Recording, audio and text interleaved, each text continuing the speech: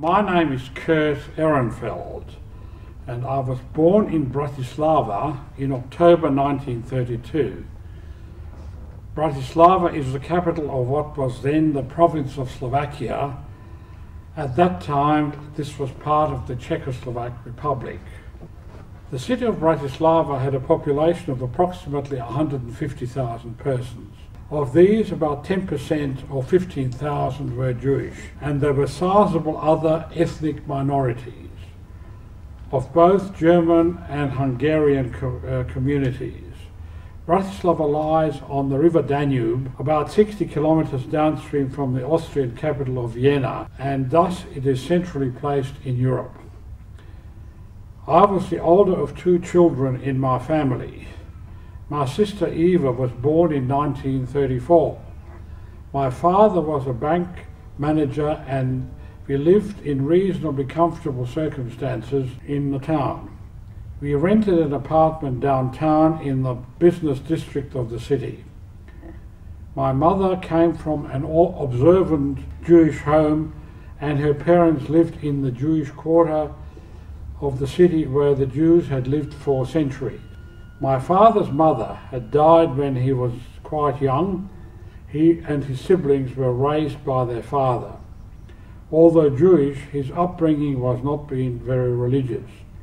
Before the war, we had a peaceful and sheltered existence in this democratic country, where Jews, as well as other minorities, enjoyed freedom and good educational opportunities. A closely knit family, we used to visit my grandparents for Shabbat lunch, where we would meet with cousins, uncles and aunts.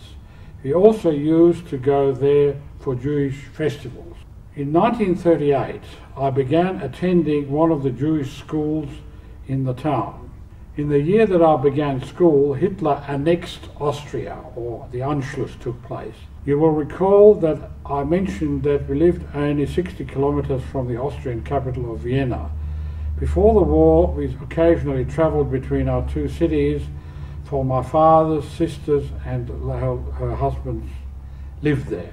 When Hitler took over Austria and the Sudetenland, another part of Czechoslovakia, the ethnic Germans living in our town became strong supporters of Hitler. Under Hitler's influence, anti-Jewish feelings soon became evident. We began to feel insecure and, as Jews, experienced occasional taunts in the street. In March 1939, Germans occupied the Czech part of Czechoslovakia. Democracy came to an end. Slovakia became a nominally independent puppet state. The leader of the local Slovak fascist movement, a Catholic priest named Joseph Tito, became president. Persecution of Jews became official policy. Jews were not allowed to go to the movies or sporting events and had to surrender their radios. When the war began in September 1939, the adults in the family who had lived through World War I became quite anxious. In the following year, Jewish businesses were expropriated. Jews were prohibited from living downtown and we had to move to a much smaller apartment in the Jewish quarter. In 1941, the yellow star was introduced to identify us as Jews, and we had to wear it on our clothing whenever we went outside. I continued to go to my Jewish school wearing the star. In March of 1942, deportations of Jews from Slovakia to Auschwitz began. The first to go were young women, amongst them my 21-year-old cousin Hermina. She survived 3 years in Auschwitz because her skills as a highly qualified German-speaking secretary were needed in the camp, where the Germans kept meticulous records of proceedings. Throughout 1942, the deportations continued, and my grandparents, most of my cousins and uncles and aunts were sent on these transports. My father and his immediate family were not included in these roundups because the bank certified he was essential for the functioning of the establishment. He and a small number of essential workers and their immediate families were safe from deportations at that time. I continued to attend schools, although as the year progressed, less and less students were left in the school and our education became quite minimal. We remained living in our small apartment, but our school was taken over and the remaining school population was transferred to a much smaller building in the Jewish quarter. By the end of 1942, only about 2,000 Jews of the original 15,000 remained in Bratislava. The war began to go badly for Germany, and their armies suffered defeats at Stalingrad and in Russia and in Alamein and in Egypt. Perhaps these defeats gave rise to the fear in the Slovak government that they had chosen the wrong allies. In any case, deportation of Jews from Slovakia ceased from 1943 till mid-1944. Over this period, life continued with all the restrictions on Jews still in place. There was a lull in deportations, but my father could see the writing on the wall, and he started to make preparations for us to go and his family to go into hiding when the time came. His contact through the bank and friendship with the bank's general manager helped in this regard. By early 1944, southern Italy was in Allied hands. American bombers operating from there made their appearance in our skies, and we were bombed occasionally. In August 1944, when the Russian armies had advanced to the eastern border of Slovakia, an uprising against the Germans took place in central Slovakia. This was the trigger for the German army to occupy Slovakia and to clean up the rest of the Jewish population in the country. This was done by the Gestapo and the SS, aided by the Slovak paramilitaries and police. Our family went into hiding in September 1944. My father had paid for an apartment occupied by a woman where we hid in one room. Food was brought in by a middle-aged woman who had worked for us before. She now acted as a charwoman for the occupier of the apartment. We could not go into the air raid shelters during bombing raids. We kept as quiet as possible, but after about a month, some neighbours became suspicious and it was no longer safe for us to stay there. We therefore moved to another apartment some streets away, which my father had organised previously, walking quietly along the streets at night in two groups. After about another month, we were picked up by the Gestapo. We never found out who betrayed us. The Gestapo took us to a central place in the city and a few days later to a Sammellager or collection centre near the village of Sered. My mother, sister and I were in one dormitory and my father in another, but we could see each other every day. Some weeks later we were assembled together, herded into the yard and lined up for selection. The impression of this experience remained so vivid in my sister's memory that many years later she wrote the following in a book called Silence No More. My father's choice, I quote, "We were made to stand in line outside with SS men guarding us. The line seemed endless. At the front of each line we saw two SS men separating families, telling some people to go right, others left. We also saw the commander of the camp, whose name was Brunner, supervising the whole procedure, smiling broadly, enjoying the spectacle. The place was Sered, a transit camp in Slovakia. The time was November 1944. I was 10 years old, and I stood there with my mother, father and 12-year-old brother, Kurt. Since our arrival in Sered 3 weeks earlier, we had seen 2 other transports leave for an unknown destination, and each time we hoped and prayed that we would not be on the next one.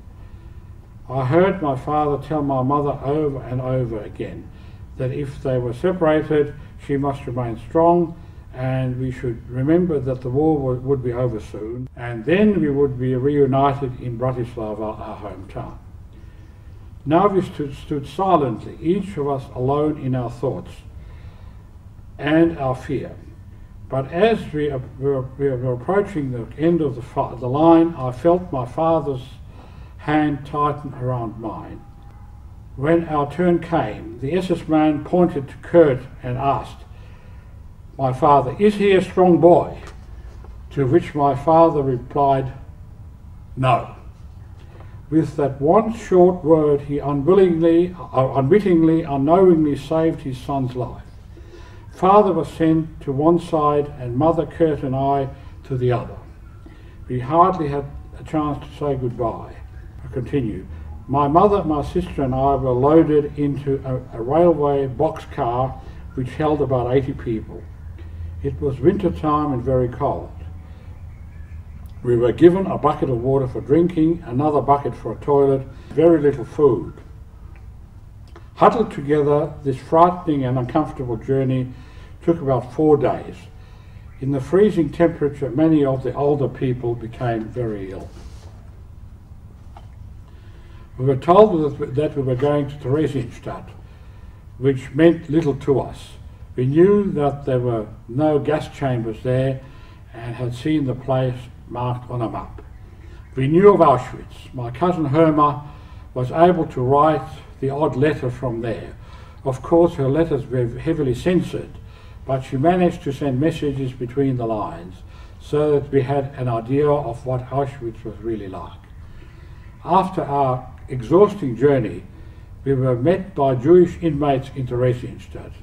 We were deloused and all the boys had their heads shaved.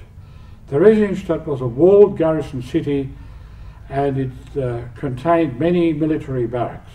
In late 1941, the Czech inhabitants had been moved out and resettled. The town became a ghetto or concentration camp for Jews under SS command, with Czech police guarding the outer walls. The internal administration was carried out by a council of Jewish elders.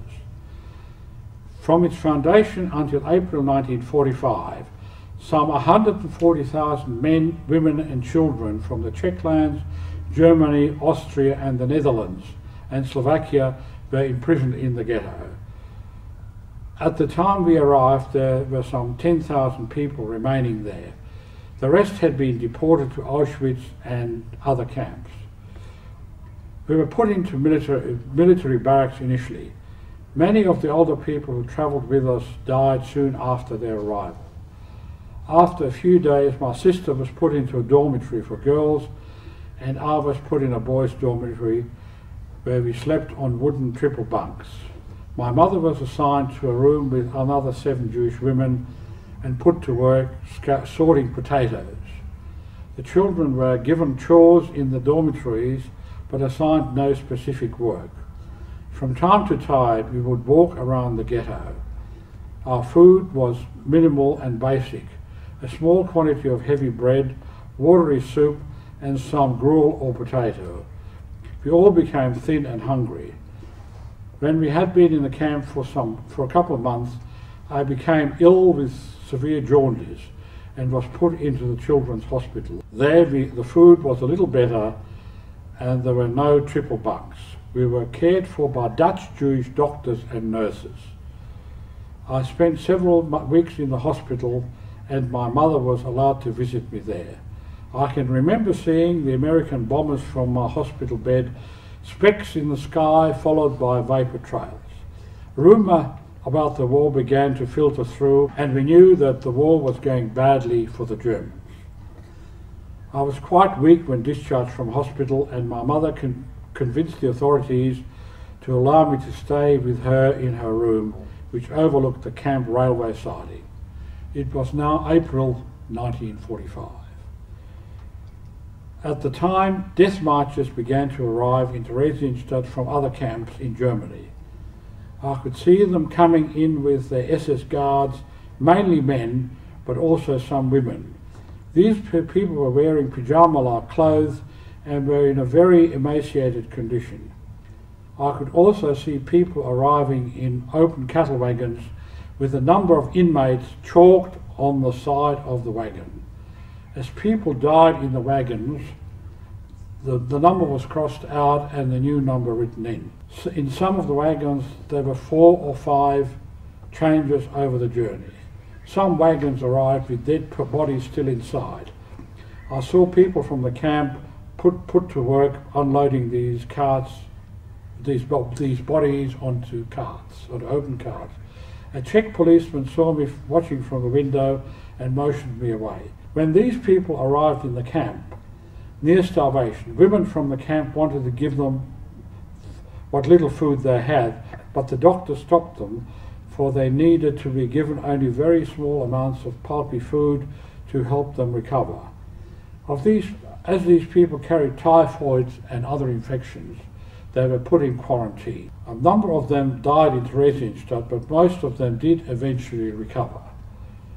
At the beginning of May, the SS disappeared, and the camp continued to operate on its own accord. Around the 7th of May in the evening, we went to bed. A Slovak boy living near the camp perimeter came to our dormitory and told us, "The Russians are here." The following morning we went to the outskirts of the camp and saw vast numbers of Russian troops, tanks and vehicles pouring past the Theresienstadt towards Prague, about 60 kilometers away. The war in Europe ended that day. A Russian commander took over and the whole camp was placed under quarantine for some weeks. When the quarantine was over, we made our way back to Bratislava. We then commenced a long wait for my father to return to us. My mother conducted an extensive search through the Red Cross and other organisations. Of our family, one aunt and uncle had survived, as did my cousin Herma, who not only survived 3 years in Auschwitz, but also a death march. She eventually recorded her experience in an anthology named Secretaries of Death, which contains a collection of stories by other women prisoners who were employed as secretaries by the Germans in various camps. Her brother survived by escaping from a Jewish Labour battalion and he joined the partisans fighting the Germans. My grandparents and most of my aunts, uncles and cousins perished, as did most of my schoolmates and all my teachers. My sister and I were amongst a small number of the 15,000 children from Theresienstadt to survive.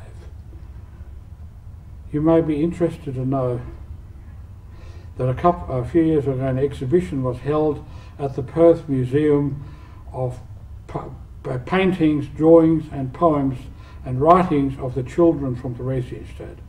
These were made between the years of 1941 and 1945. By chance, 2 suitcases containing these works were discovered after the liberation. In Bratislava, my sister and I returned to school, and we had missed about 18 months of schooling. We decided to leave Europe, which held so many bad memories. My mother, sister and I came to Australia in 1950 and settled in Melbourne. In 1953, when my mother was in her early 50s, she died. She never quite recovered from the loss of her husband and family members and from the privations of the war. I took up engineering studies at night school in Melbourne. There was no teas in those days. Sometime later I met a Perth girl and we were married in 1958. We moved to Perth the following year and raised our family here. I worked as an engineer here for 40 years until my retirement in 1998, although I have been recently recalled for another little stint on some special project where I have expertise. Our children are now adults and several have families of their own. My sister, her husband and her husband, also a Holocaust survivor, and her children and grandchildren continue to live in Melbourne. I have been asked how my childhood experiences affected my children. Probably not very much. They know of my experience, of course, but had a typical Perth childhood adolescence. I know of young people here where both parents are Holocaust survivors or were Holocaust survivors, and where Holocaust experiences were the daily topic of conversation. And they were much more affected than my children. However, as my wife was born and raised in Australia, this was not the case in our household. My grandchildren, who are still young, know virtually nothing of the history. They and the community in general will retain at least some notion of these events. These events are, after all, were not caused by a natural freak, not caused by tsunami, but by a deliberate plan conceived and executed by leaders of a technologically advanced, supposedly civilized nation. I just want to relate one experience which sticks in my mind, which happened a few years after I came to Australia. I was then living in Melbourne, and I was working in a laboratory whilst I was doing my studies. I was working in a laboratory where they're testing materials. It was a Commonwealth establishment. The place was mostly populated by Australians who had, in fact, lived through the war. That was in the late 50s or thereabout, mid 50s, and they knew where I'd come from. They knew that what the predominant religion in the country in Slovakia was. But anyhow, when I came up and I told them that I was Jewish, and they were relieved. We thought. They said, "Well, that's a relief. We thought you may have been a Catholic." That sort of sectarian division has over the years faded. You don't expect this to happen again.